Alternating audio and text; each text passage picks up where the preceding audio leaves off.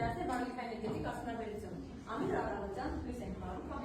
մեր դպրոց։ Արդյոք մտածել եք, թե որտեղից է գալիս այդ էներգիան կամ բարելիքը։ Այս հարցերի պատասխանը մեզ կտա այն համակարգը, որը զբաղվում է հենց այդ հարցի ուսումնասիրմամբ։ Դա բարոյական կասնաբերություն է։ Ամեն օր աշխարհում միլիոնավոր բարել նավթ արդյունահանվում, օգտագործվում միջազգավոր խորանարդ մետր գազ։ Իսկ արդյոք այդ ռեսուրսները անսահման են։ Այս հարցերը մենք քննարկենք այդ դասի ընթացքում, կհասկանանք դրանց դերը տնտեսության զարգացման մեջ, կհասկանանք նաև քննարկենք ժամանակակից խնդիրներն ու կայուն զարգացման ուղիները։ Դասի հետ կապված մենք ունենք մուտքի թերթիկներ, ես կբաժանեմ խմբերին, կհասկանանք, թե խմբային աշխատանքի արդյունքում փոխանցի ֆինանսավորումի սումեր դեր թերթիկների վրա աշխատել, հասկանում ենք, թե ինչ է արդյունաբերությունը, ինչ է բարելիքաէներգետիկ արդյունաբերությունը, քանի որ շատ է կարողանում նորից խմբերին բաժանել, խմբիներ եք տալիս, սկսում եք հարցերին, կարող եք նաև բանալով, մեկ րոպե ժամանակ պատրաստվում եք առանց խոսելու։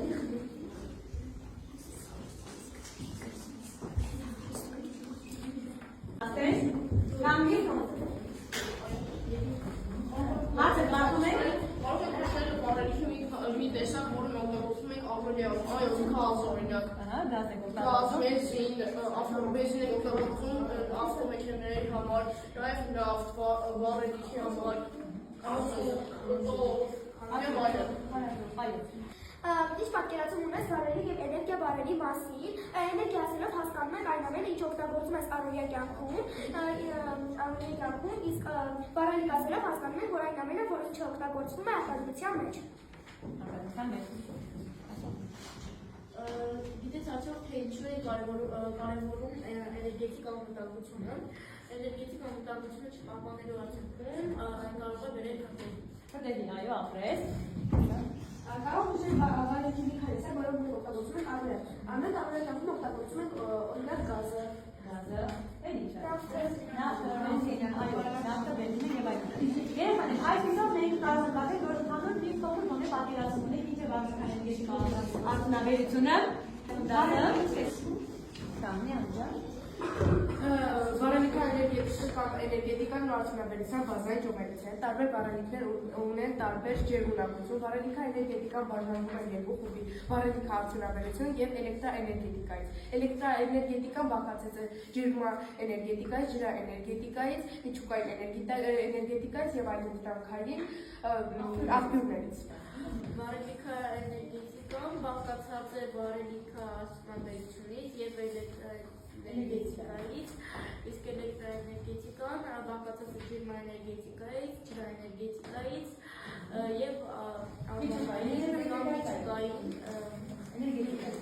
Երեխաներ արդեն պարզել, թե ինչ է բարելիքաէներգետիկ արդյունաբերությունը։ Բարելիքաէներգետիկ արդյունաբերությունը մի բարդ համակարգ է, որը կազմված է տարբեր բազմաթիվ ճյուղերից եւ ենթաճյուղերից։ Կարևորագույն ճյուղերից է, որը հենց նպաստում է տնտեսության զարգացմանը։ Բարելիքային արդյունաբերությունը ունի ճյուղեր՝ ածխարդյունաբերություն, նավթարդյունաբերություն, գազարդյունաբերություն, թերթակալի արդյունաբերություն եւ տորֆի արդյունաբերություն։ Ածխարդյունաբերությունը ունի ամենահին փուլը, ածխարդյունաբերությունը հենց զարգացել է ամենահին փուլում, ածխային փուլում։ Ով է ներկայացնում ածխային փուլը։ Ածխարդյունաբերությունը բաղկացած է մի քանի փուլերից, առաջին փուլը ածխային փուլն է, մինչև 20-րդ դարի երկրորդ կեսը գլխավոր բարելիքը եղել է ածուխը, որի բաժին է ընկնում օգտագործված բարելիքի կեսից ավելին, այն ժամանակաշրջանը անվանվել է ածխային փուլ, երկրորդ փուլը ածխային նավթագազային փուլը դա երկրորդ փուլն է, այն 20-րդ դարի երկրորդ կեսից սկսվել է նավթագազային փուլը,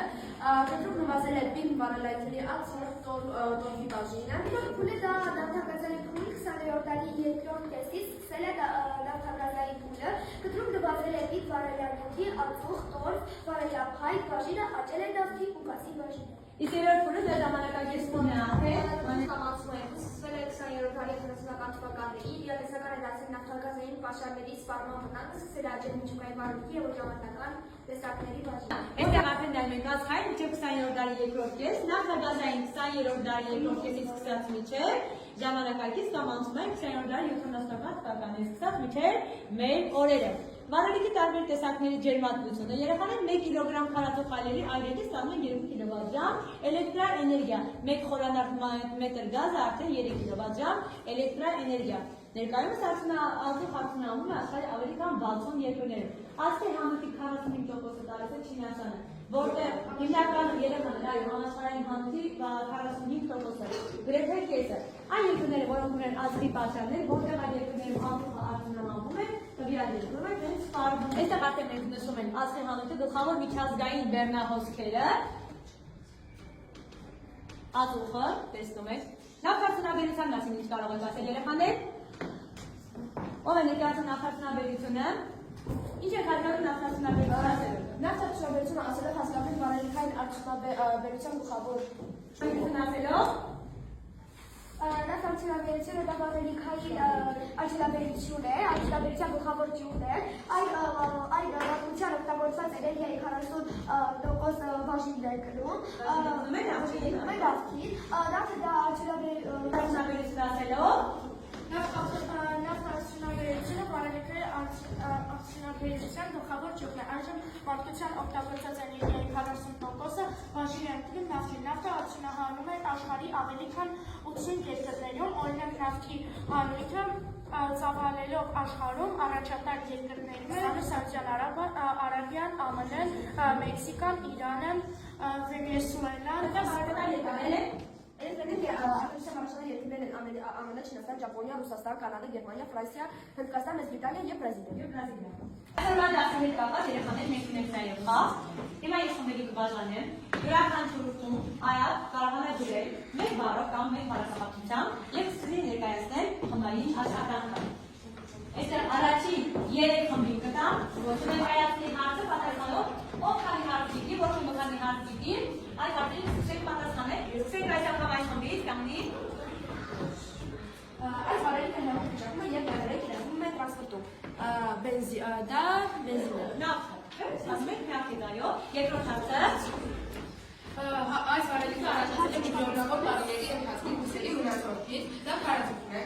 Այո, քարացություն է։ Ոչ միայն քարացություն, դա կամ գազը, նավթը, երեխաներյան բոլորը։ Այս վարելիքը առաջացել է միլիոնավոր տարիների ընթացքում բուսերի վնասորդից, այլ կան այնպիսի վարելիքներ, որոնք առաջացել են բուսերի վնասորդից, օրինակ դրանցից են նավթը, քարածուխը, գորշածուխը, գազը եւ այլն։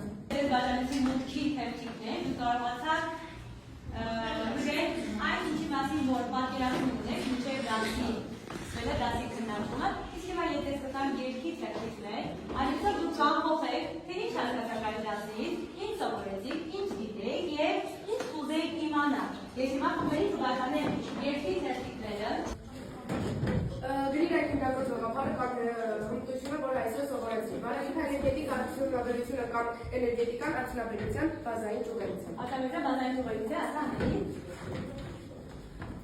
Հիշան Տասարյանց, որ նավթարդյունաբերությամբ աշխարհում առաջատար են Միացյալ Նահանգները եւ Ամերիկայի Միացյալ Նահանգները։ Դա մեր դասը նշեցինք մեքենայացնություն եւ մետաղադրություն։ Մեքենայացնական եւ մետաղադրական արտադրանքով է պայմանավորված տնտեսական հարցերի առաքելքը եւ զարգացումը։ Մետաղադրությունը իրենից ենթադրում է սև եւ գունավոր մետաղների արդյունահանումը, ներքից արդյունահանումը, հարստացումը, ավելորդ մետաղների հեռացումը, համաձուլումը եւ համաձուլվածքների ստացումը։ Մետաղադրությունը երեխաները ընդգրկում է երկու մաս, երկու ճյուղ, սև եւ գունավոր մետաղներ։ Գունավոր մետաղները իրենց ներքին բաժանվում են ծանր եւ թեթև մետաղների։ Ծանր մետաղներ են կապար, այդ ցինկը, անակը, ծանր գունավոր մետաղները աչքի են ընկնում հանքակարում մետաղի քիչ պարունակությամբ։ Թվում է թե մետաղը եւ իր մեջ պետք է մետաղի պարունակությունը լինի շատ, բայց ավելի քիչ է։ Ծանր մետաղները մետաղի պարունակությունը հանքակարում լինում է շատ քիչ։ Գունավոր մետաղներից է իրանը, այլն եւ այլն։ Իսկ սև մետաղները որոնք են երկաթը, մանգանը, կոմետը, բարտատի երեխաներ, սև մետաղադրության մեջ բարտատի պետք է օգտագործել դերգերացնող մետաղներով։ Հաջորդ կարևոր ճյուղը երեխաներ արդեն զարգացման, տնտեսական զարգացումը ապահովող ճյուղերից է համարվում մեքենայացությունը, որն ունի բազմաթիվ ճյուղեր եւ ենթաճյուղեր, սարքաշինություն, գյուղատնտեսական մեքենաների արտադրություն, տրակտորաշինություն, զենքի եւ դինամոթիկի արտադրություն, ավտոմոբիլաշինություն, դրանք բոլորը համարվում են մեքենայացություն, մեքենայացության կարևոր ճյուղերից մեկը։ Զարգացած երկրներն են բաժին են գնում մեքենայական արտադրանքի կեսից ավելի։ Մեքենայացությունը հիմնականում հենց երեխաների զարգացած երկրներում Եվ կոմբերացումը հենց ինքն է բնորոշ է հենց մեքենա ինքնության։ Այսինքն այսքանը մեր դասի հետ կապված երեխաների առավոտի դասն ամբողջությամբ։